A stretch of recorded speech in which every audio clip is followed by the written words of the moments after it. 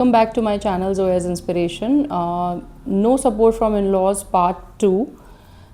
जैसे कि मैंने आपको बताया था अपने प्रीवियस वीडियो में पार्ट 1 में कि एक वीडियो में पूरा कवर नहीं हो सकता एंड डिटेल में तो बिल्कुल भी नहीं हो सकता। इस वाले वीडियो में मैं पार्ट 2 है ये, और इस वाले वीडियो में मैं उसकी कंटिन्यूएशन का वीडियो बना रही हूँ। अगर आपने पार्ट 1 नहीं देखा है तो प्लीज़ पार्ट 1 चेकआउट करिए। No support from in-laws during pregnancy. वैसे तो कभी भी कोई सपोर्ट नहीं मिला मुझे, बट प्रेगनेंसी के दौरान क्या सपोर्ट नहीं मिला जो मिलना चाहिए था उसके बारे में ये वीडियो है। ये वीडियो पूरा चेकआउट करिएगा because this is the part 2। Part 3 इसका नहीं आ रहा है, ये पार्ट 2 है जिसमें मैं शॉर्ट में आपको सारा बताऊंगी। डिटेल में अगर मैं जाऊंगी तो काफ़ी घंटों का ये वीडियो हो जाएगा, तो मैं डिटेल में नहीं जाऊँगी। जो शॉर्ट में जो चीज़ें ज़रूरी हैं आपको बताना वो मैं इसमें बताऊँ। पार्ट 1 में बताया कि मेरा बेटा पैदा हो गया था बड़ी मुश्किलों से, अल्लाह के सपोर्ट से। ऑब्वियसली अल्लाह के सपोर्ट के बिना कुछ भी पॉसिबल नहीं है। अल्लाह ताला ने मुझे बहुत हिम्मत दी कि मैं इस तरह से, बिकॉज़ वैसे तो हर लेडी को अल्लाह हिम्मत देता है, हर आदमी हर औरत को अल्लाह हिम्मत देता है, बट उस टाइम एक स्पेशल हिम्मत अल्लाह देता है एक लेडी को जब वो बच्चा पैदा कर रही होती है, because it's a very difficult thing. And दोनों डिफ़िकल्ट हैं, बट नेचुरल बर्थ में ज़्यादा डिफ़िकल्ट कहूँगी, बट बाद में उसमें ज़्यादा अच्छाइयाँ होती हैं। बट जो सिजेरियन होता है उसमें वो भी डिफ़िकल्ट होता है, बट उसमें बाद में ज़्यादा प्रॉब्लम्स होती हैं। बेटा पैदा हुआ था तो उसके बाद 1.25 महीने तक, जब भी कोई लाइक बर्थ होती है उसके बाद 1.25 महीने तक जो है मायके में ही रहा जाता है। लाइक जहाँ पे बच्चा होता है, अगर ससुराल में हुआ है या मायके में हुआ है, 1.25 महीने तक आपको कहीं नहीं जाना होता, biकॉज उस टाइम पे पीरियड्स वगैरह चलते हैं एंड वो टाइम बहुत ही नाजुक टाइम होता है। उस टाइम पे बहुत ज़्यादा केयर की ज़रूरत होती है एक मदर को, और बच्चे को भी ब्रेस्ट फीडिंग वगैरह वो नया एक्सपीरियंस होता है फर्स्ट टाइम। तो मुझे अभी तक याद है कि मुझसे लाइक ब्रेस्ट फीडिंग प्रॉपर्ली नहीं हो पा रही थी, तो नर्स ने एकदम लाइक ज़ोर से दबा के एंड देन ब्रेस्ट फीडिंग करवाई थी बच्चे को, मेरे बेटे को। तो फर्स्ट टाइम का एक्सपीरियंस थोड़ा सा हार्ड होता है लेकिन बहुत ही खूबसूरत एक्सपीरियंस होता है because it's the first time. वो सब हुआ एंड थैंकफुली अल्लाह का लाख लाख शुक्र है कि मैं अपने मायके यानी कि अपनी पोपी लोगों के पास थी। तो वो लोग शुरू से ही ऑब्वियसली मुझे बस पैदा ही नहीं किया, बट उसके अलावा सारे काम, पालना, हर चीज़ का ख्याल रखना, जब तबीयत ख़राब हो तो रात रात भर जाग के, एक माँ से भी बढ़कर उन लोगों ने मेरे लिए किया है, स्पेशली मेरी बड़ी बुआ ने, बड़ी पप्पी ने। उन लोगों ने अभी भी मेरे बच्चा पैदा होने के बाद भी उन्होंने काफ़ी लाइक गरम जो लड्डू बनाए जाते हैं, गरम लाइक सारे ड्राई फ्रूट्स डाल के, उसमें गोंद डाल के एंड और भी काफ़ी चीज़ें होती हैं, मुझे अभी याद नहीं आ रहा। तो उसके लड्डू बनाए जाते हैं स्पेशली, वो रोज़ 1 या 2 खाने होते हैं। बॉडी को थोड़ी गर्मी प्रोवाइड करनी होती है बिकॉज बॉडी की गर्मी काफ़ी सारी निकल जाती है थ्रू चाइल्ड बर्थ। काफ़ी सारा ब्लड लॉस होता है, तो उसके लिए ये खाना बहुत ज़रूरी है, जो कि उन्होंने मेरे लिए बना के रखा था, बनवाया, खुद भी बनाया था। एंड एक मेरी नेबर थी, वो काफ़ी अच्छी हैं, वो भी बहुत ही अच्छी, लाइक मैं उनको फैमिली मेम्बर की तरह मानती हूँ। वो आंटी जो हैं, जो हमारे घर के सामने रहती थी, वो बहुत ज़्यादा हेल्पफुल थी, तो वो भी आ जाती थी, कभी कभी वो भी कुछ बना के ले आती थी। हमारे घर में शुरू से ही धोबन लगी हुई थी, तो उस टाइम पे धोबन लगी हुई थी, तो कपड़े वगैरह की भी कोई टेंशन नहीं। जो भी कपड़े गंदे होते थे ब्लड से, या बच्चे के जो कपड़े गंदे होते थे, क्योंकि स्टार्टिंग में एकदम से डायपर हर वक्त नहीं पहनाया जाता बिकॉज रैशेज़ हो जाते हैं बच्चे के, उसकी स्किन बहुत सॉफ्ट होती है। तो वो सब करके, ठीक है, वो सब हुआ, सब कुछ आप समझ लीजिए 1.25 महीने बहुत अच्छे से केयर हुई। फिर मैं वापस ससुराल आई। जैसे कि आपको पता है कि कोई केयर, यहाँ केयर के मामले में कुछ भी नहीं होता। केयर के मामले में यहाँ पे सिर्फ मेरा हस्बैंड था, उनसे जितना हो सका उन्होंने किया। बिकॉज देखिए, एक हस्बैंड की रिस्पॉन्सिबिलिटी सिर्फ वाइफ बच्चे की नहीं होती, उसको अपना भी फिनेंशियल देखना पड़ता है, वो भी एक बहुत बड़ी रिस्पॉन्सिबिलिटी है। तो उनसे जितना हो सकता था ऑफिस टाइम में उतना वो करते थे, एंड देन ऑफिस से आके भी वो मेरे साथ लगते थे। मैं आपको बता रही हूँ आगे वीडियो में, आप देखते सुनते जाइए। This was my first time and मेरे हस्बैंड बहुत सपोर्ट करते थे मुझे। आई नो बहुत से हस्बैंड्स नहीं करते हैं उस टाइम पे, फ्रेंड्स के साथ निकल जाना या जो भी है, बट मैं हस्बैंड को अपने इस मामले में बहुत प्रेज़ करूँगी, बहुत उनका शुक्रिया करूँगी। वैसे भी उनसे कह चुकी हूँ काफ़ी बार कि वो कभी भी लाइक फ्रेंड्स के साथ आउटिंग पे इस तरह से जाना करना या अलग से नहीं करते थे। ड्यूरिंग प्रेगनेंसी तो फिर भी थोड़ा बहुत कभी चले जाते थे, बट वैसे नहीं। उनको अपनी ज़िम्मेदारी का बहुत अच्छे से एहसास था कि उनकी बीवी जो है बच्चा लेके आई है, फर्स्ट टाइम है, वो पूरा पूरा सपोर्ट करते थे। कभी उन्होंने इस तरह से नहीं किया कि सपोर्ट ना किया हो, ठीक है।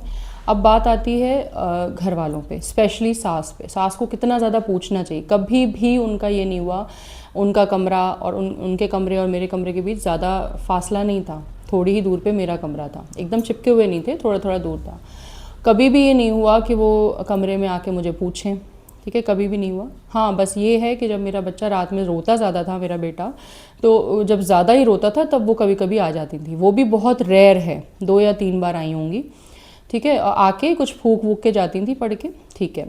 दिन भर उन्हें कोई मतलब नहीं है, ठीक है। उसके बाद अगर मुझे कहीं जाना है तो लाइक जब छोटा सा था तब तो ये है कि चलो ठीक है कि हाँ माँ के पास ही रहे बच्चा, ऑब्वियसली।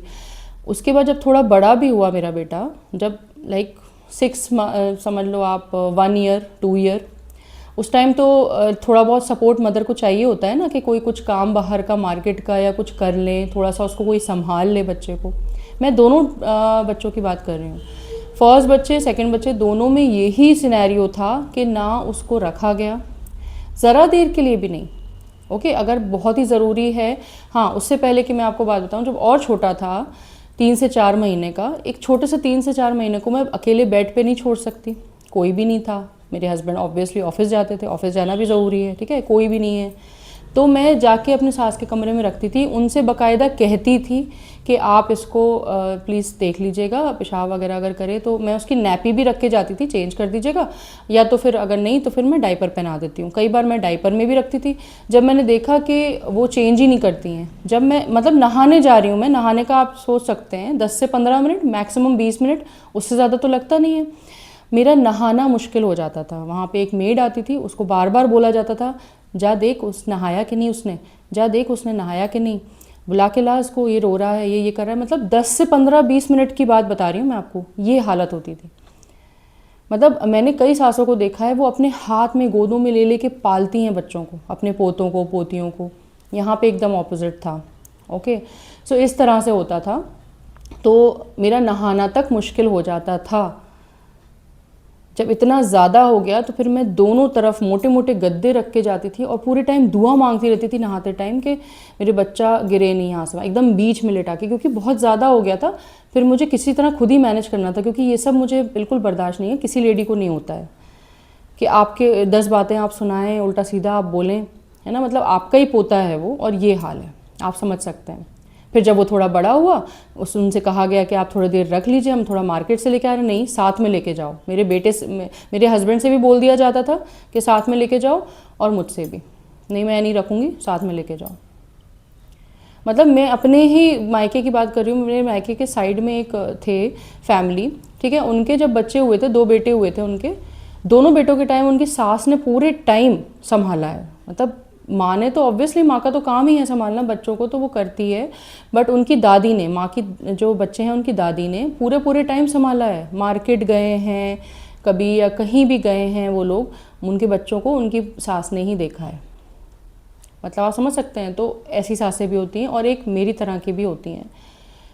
मेरी जो नंद है उसको भी पूरे टाइम आना होता था, उसको भी ज़रा सा भी उनको एहसास नहीं है कि चलो हम नहला दें, छोटा सा बच्चा होता है, नहीं उस वक्त होता है कुछ, नहीं नहलाती थी। मेरे हस्बैंड ऑफिस जाने से पहले हम लोग गर्म पानी करके उसको, बच्चे को नहलाते थे, क्योंकि ज़्यादा ठंडे पानी में बच्चे, छोटे से बच्चों को नहीं नहला सकते। गर्म पानी करके मेरे हस्बैंड बच्चे को पकड़ते थे, मैं हल्के हल्के से उसको नहलाती थी। ज़रा सा कोई सपोर्ट नहीं। एक बार ऐसा हुआ कि उनको जल्दी जाना हुआ हस्बैंड को, तो मैंने बोला कि आप प्लीज़ बोल दीजिए अपनी बहन से कि थोड़ा बहुत तो देखे। तो एक बार, इतने सालों में सिर्फ एक बार ऐसा हुआ है कि उन्होंने बस पैर पे बिठाया मेरे बच्चे को और कहा कि तुम डालती जाओ। करवाया सारा काम मुझसे, खुद कुछ नहीं किया, बस पैर पे बिठा लिया। वो एक दिन की बात बता रही हूँ मैं आपको, ये मत सोचिएगा कि हमेशा हुआ है, एक दिन हुआ है बस, दैट्स इट। कभी भी कोई सपोर्ट नहीं, कुछ नहीं। उनको पता है कि हाँ मैं अकेली हूँ कमरे में पड़ी हुई, एक तो कोई बात नहीं, साइलेंट ट्रीटमेंट, ऊपर से ये। और ये मैं दोनों बच्चों के बारे में बता रही हूँ, मैं अलग से अपनी बेटी का अलग से वीडियो नहीं बनाऊंगी, आप दोनों बच्चों के मामले में यही सिनेरियो समझिए। तो आप खुद समझिए लेडीज़, अगर आपके साथ भी ऐसा हुआ है प्लीज़ कमेंट करके बताइएगा मुझे, या आपके साथ क्या रवैया रहा गया है प्रेगनेंसी के दौरान एंड प्रेगनेंसी के बाद, दोनों का आप मुझे बताइएगा कमेंट सेक्शन में कि क्या रहा। अपना एक्सपीरियंस ज़रूर शेयर करिएगा, और जो भी लॉन्ग वीडियोज़ हैं उन सबका डिस्क्रिप्शन बॉक्स में मैं लिंक डाल दूँगी, आप ज़रूर बाकी वीडियोज़ भी मेरे चेक करिए। कुल मिला के 100 बातों की एक बात यह है कि कोई भी सपोर्ट नहीं दिया गया मुझे, ना सास ने दिया ना नंद ने दिया। जेठ की तो कोई मतलब ही नहीं, जेठ तो बाहर रहते थे आउट ऑफ सिटी, वो तो 2016 के बाद आए हैं हम लोग को परेशान करने के लिए। अनएम्प्लॉयड बैठ गए आके सारा बोझा मेरे हस्बैंड पे डालने के लिए, ठीक है। उनका तो मतलब हर किसी ने परेशान ही किया है इनकी फैमिली में, कोई सुकून या खुशी नहीं दी है, कोई सपोर्ट नहीं मिला है मुझे, मैं अपनी बात बता रही हूँ, ठीक है। हस्बैंड को भी जैसी वैल्यू मिलनी चाहिए, मतलब मैंने अपने घर में देखा, मेरी दादी जो है सबसे छोटे बेटे थे, मेरे चाचा जो है सबसे छोटे थे घर के, इतना ज़्यादा प्यार करती थी ना, मतलब जाने से पहले उनका ख्याल रखना हर वक्त, मतलब जब जा रहे हैं कहीं ऑफिस वगैरह उससे पहले पूरा खाने का देखना, मेरी फूफी लोग वगैरह, मतलब सबसे छोटे थे तो सबसे ज़्यादा प्यार। बट यहाँ पे मैंने क्या देखा है, मेरे हस्बैंड सबसे छोटे हैं और सबसे ज़्यादा ही उनको मतलब वैल्यू नहीं की जा रही है, बिल्कुल ही कम वैल्यू दी जा रही है। काम का लोड सारा उन्हीं के ऊपर, वैल्यू भी वैसी नहीं जैसी होनी चाहिए। और ये भी नहीं सोचते हैं कि मेरा बेटा इतना काम कर रहा है, फाइनेंशियली सपोर्ट करता है, हर तरह से हर काम कर रहा है, तो उसके बच्चों को कम से कम सही से रख लिया जाए, नहीं। और मेरे हस्बैंड भी इतने अच्छे कि वो बोलते हैं, 1-2 बार बोला उन्होंने, उनका नेचर भी ऐसा है कि जब कोई नहीं कर रहा है सामने वाला तो खुद ही कर लूँगा मैं, लाइक उस टाइप के हैं वो, उनको बार बार बोलना पसंद नहीं है किसी चीज़ के लिए। तो वो अपनी मदर से तो वैसे ही बिल्कुल नहीं बोलते थे, बहुत कम बोला है उन्होंने। जब उनकी तरफ से ऐसा रिप्लाई आ गया कि खुद ही संभालो खुद ही करो, तो उन्होंने नहीं बोला, नहीं बोलते थे वो। और मुझसे तो शुरू से ही बोलना नहीं होता है, तो फिर मैं क्यों बोलूँगी कि कुछ करिए आप। मुझे तो अल्लाह ने पूरा पूरा सपोर्ट किया है, एंड अल्लाह के बाद अगर कहें तो मेरे हस्बैंड ने। तो मैं शॉर्ट में बस आपको बताया, आपको मैंने बहुत डिटेल्स में नहीं बताया, बस ये समझ लीजिए कि कोई मतलब नहीं रखा जाता था। बहुत ज़्यादा अगर बेटा मेरा रो रहा है तो कमरे में आ जाती थी, फूंक के चली जाती थी, अदरवाइज़ कोई मतलब नहीं है। मेरे बेटे का खतना हुआ उस टाइम पे भी कितना ज़्यादा खून निकला, कितनी परेशान हुई मैं, उनको कोई मतलब नहीं, बस वो खतने के टाइम पे बैठ गई थी, और उसके बाद से सारा कुछ मेरे और मेरे हस्बैंड ने संभाला है, कुछ भी मतलब नहीं है। और अपने जब इनके लड़कियां हुई, लाइक इनकी जो बड़ी लड़की हुई मेरी नंद की, उस टाइम तो मैं नहीं थी, शादी होके मैं जब वो 2-2.5 साल की थी तब आई हूँ। सेकंड बेटी जब हुई है तो उस टाइम पे मैं आपको बता रही हूँ कि मेरा बेटा 6 महीने का था जब वो पैदा हुई। उसके टाइम पे तो खूब ख्याल है, मतलब आप अपनी बेटी का तो खूब ख्याल रखिए, बट आप किसी और की घर के लाई हुई बेटी को आपको कोई मतलब नहीं रखना है। और इतना खाना वेस्ट हुआ है ना इस घर में, मैं आपको बता दूं लेडीज़, मतलब खाना वेस्ट करने से भी तो बरकत जाती है ना। अल्लाह ताला पैसे का ज़रिया, पैसे का जो इनकम का सोर्स होता है वो छीन लेता है, नहीं है। अभी का प्रेजेंट का सिनेरियो देखा जाए और इससे पहले का भी अगर देखा जाए तो नहीं है। उनकी बेटी इतनी बड़ी, इतनी ज़्यादा पढ़ी लिखी होने के बावजूद भी उनके पास कुछ नहीं है, वो ना ही वो काम, मतलब अल्लाह ताला ने दिल ही ऐसा बना दिया कि उनको जॉब ही नहीं करनी।